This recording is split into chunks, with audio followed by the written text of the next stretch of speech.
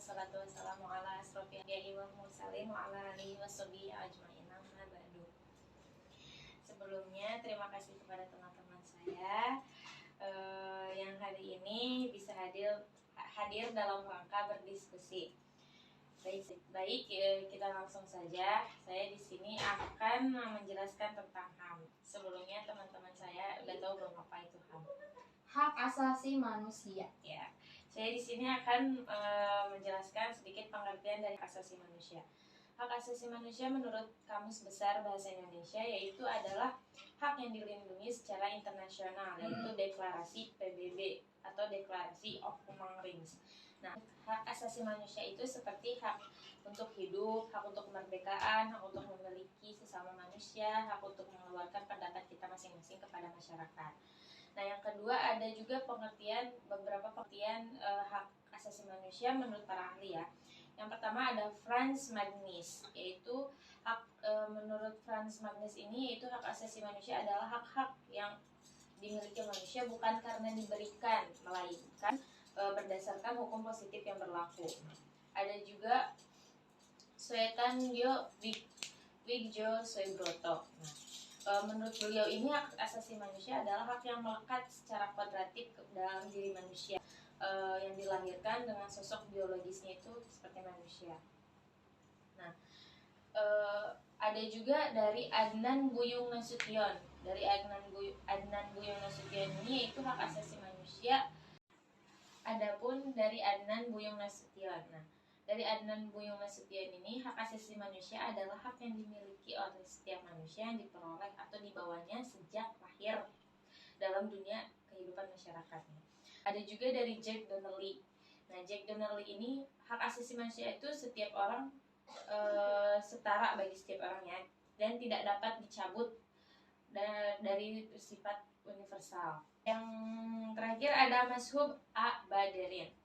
Nah, dari beliau ini hak asasi manusia adalah hak-hak manusia yang sepenuhnya setara atau semua hak asasi itu berasal dari martabat inher manusia yang telah didefinisikan sebagai klaim-klaim manusia untuk dirinya mereka sendiri atau untuk orang-orang lain juga, dan didukung oleh teori perikemanusiaan pada manusia. Baik, yang ketiga saya akan menyebutkan beberapa macam-macam hak asasi manusia. Yang pertama ada hak asasi pribadi atau personal rights, yaitu antara hak untuk mengungkapkan pendapat kita masing-masing atau hak memeluk agama, beribadah, mengaji, dan lain-lain juga. Nah, ada yang kedua hak asasi ekonomi atau property rights. Antara lainnya itu memiliki sesuatu atau hak untuk menjual atau membeli atau untuk hak untuk saling menjanjikan suatu barang. Nah, ada juga yang ketiga hak asasi untuk mendapatkan pengayoman dan perlakuan yang sama dalam keadilan hukum dan pemerintahan. Itu disebutnya Rings of Legal Equality. Nah, yang keempat ada hak asasi politik. Hak asasi politik ini disebut political rings. Antara lain yaitu untuk diakui sebagai warga negara yang sederajat, atau hak ikut serta dalam pemerintahan, atau hak untuk memilih dan dipilih dalam pemilu. Dan ada juga hak asasi sosial dan budaya. Nah, hak asasi sosial ini disebut social cultural rights, yaitu antara lain hak untuk memilih pendidikan atau hak untuk mendapatkan pelayanan kesehatan. Dan yang terakhir ada hak asasi untuk mendapatkan perlakuan atau tata cara peradilan dalam perlindungan hukum. Ini disebutnya procedural rights. Nah, antara lain itu hak untuk mendapatkan perlakuan adil dalam penggeledahan. Nah, mungkin sekian dari saya penyampaian tentang HAM. Teman-teman ada yang mau ditanyain? Aku Ya, sok. tadi kan membahas tentang hak asasi manusia ya. Ini saya mau nanya, berikan salah satu contoh hak asasi manusia di Indonesia. Pelanggaran hak asasi manusia di Indonesia. Baik ya.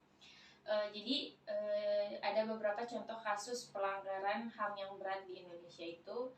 Yang pertama ada yang namanya kerusuhan Tanjung Priok, itu tanggal 12 September 1984. Nah, dalam kasus ini tewasnya 24 orang dan 36 orang terluka dan 19 orang luka ringan. Ada yang kedua juga yaitu penembakan mahasiswa Universitas Trisakti pada tanggal 12 Mei 1908. Dalam kasus ini 4 orang mahasiswa tewas. Ada juga yang terakhir, yaitu pelanggaran HAM yang termasuk berat lainnya adalah penculikan aktivitas pada 1907 sampai 1900. Nah, dalam kasus ini 23 orang dinyatakan hilang dengan rincian 9 orang diantaranya telah dibebaskan dan ada 13 orang juga belum ditemukan sampai saat ini. Berarti hilang ya. Nah, mungkin sekian dari saya penjelasan tentang HAM. Mungkin mudah-mudahan ilmunya bisa dimanfaatkan oleh teman-teman. Sekian dari saya. Wassalamualaikum warahmatullahi wabarakatuh. Waalaikumsalam warahmatullahi wabarakatuh.